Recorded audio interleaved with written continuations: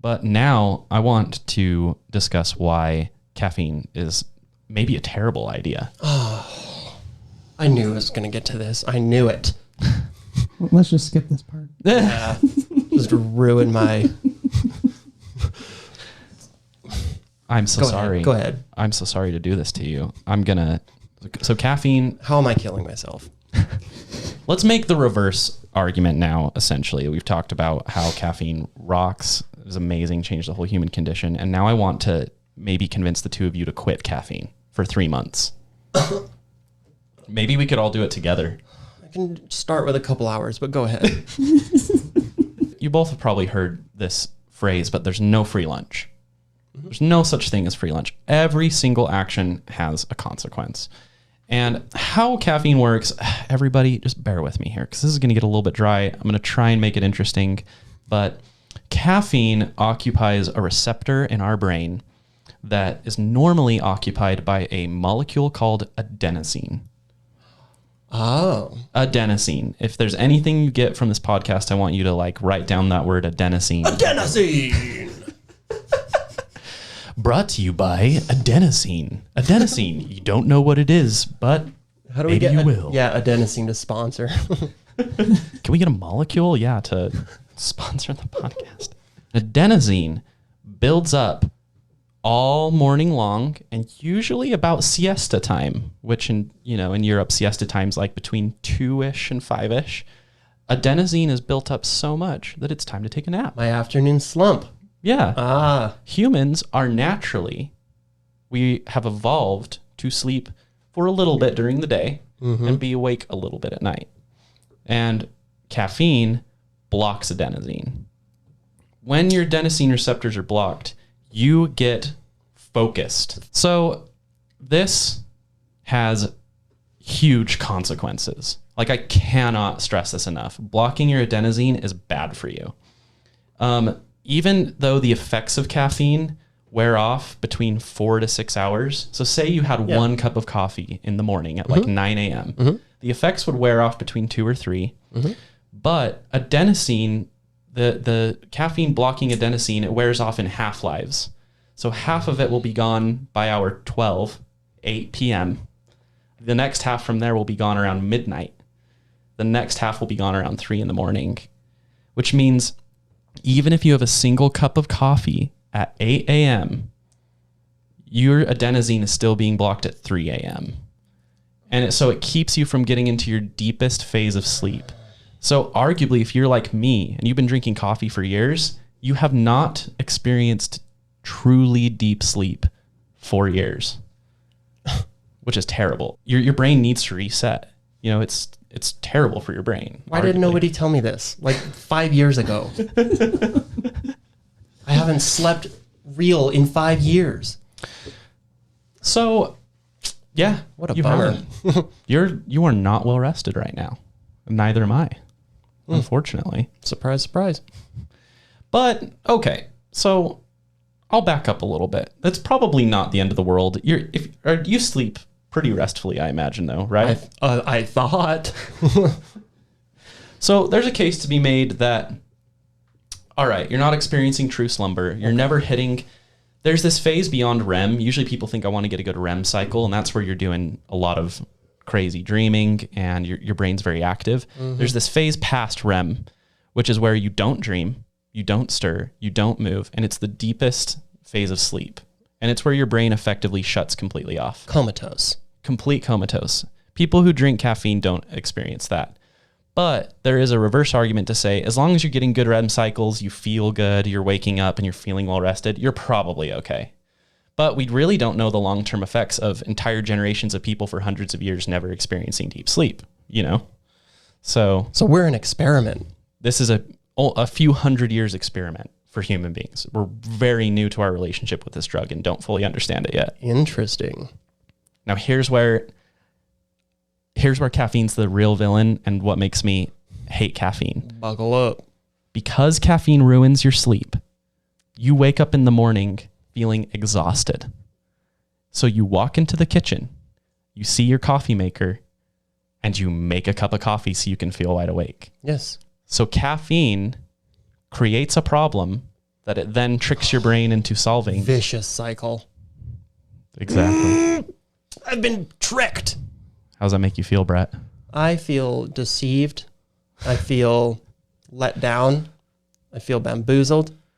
What do you feel and think when you stare at that Starbucks mug sitting on the table right now? Well, before today, I felt joy. I felt excitement. I felt happiness. Now, stripped away. All of it. You're completely disillusioned. Now just sad.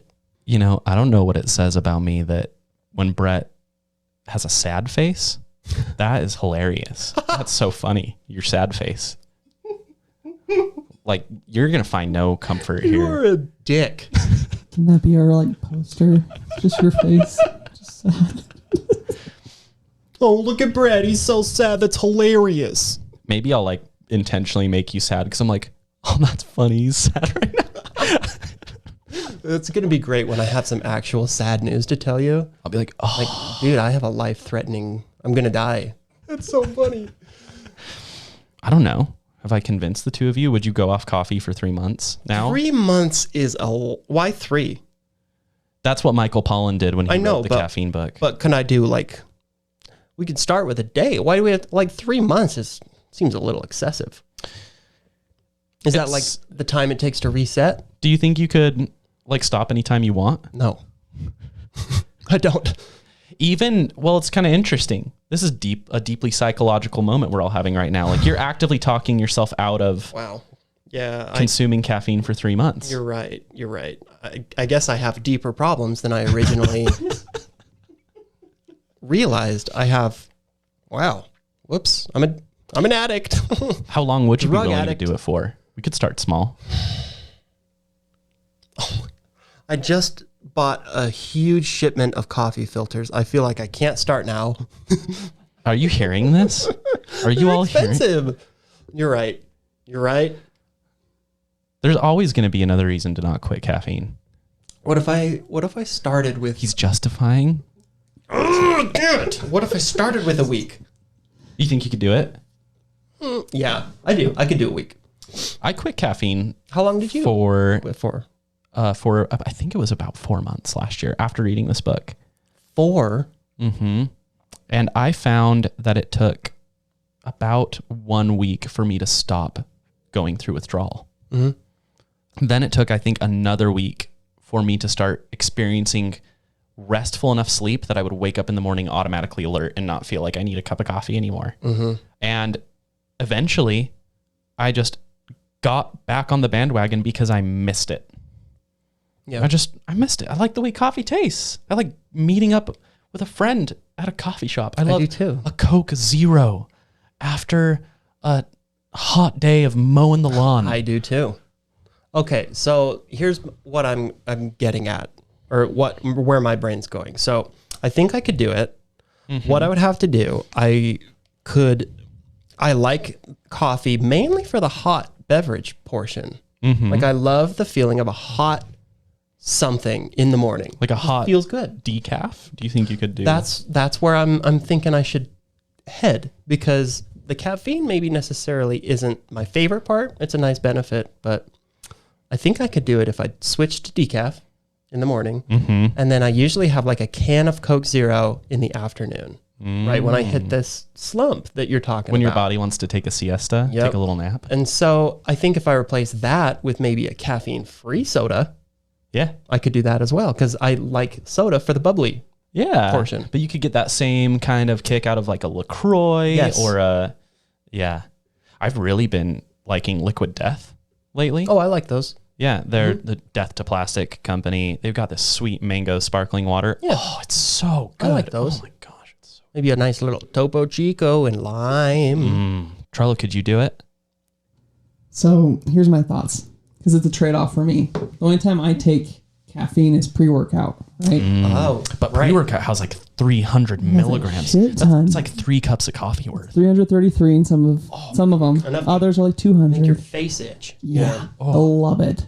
But here's the thing, though, that's interesting, is that it's a trade-off, because if you're taking caffeine, then you're not getting good sleep, and sleep's when your muscles repair. Mm-hmm. So it's like, hey, bodybuilders, what do? Right. Do you skip the caffeine, have better sleep? What's more important? Or do you get better gains in the gym because of the pre-workout Yep.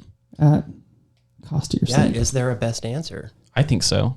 I'll try and convince you both of What? something different. What? Yeah, what, James? I just want to keep ruining everyone's day. I'm sick of this. Okay, so I want to shout out a podcast that I love so much, Huberman Labs.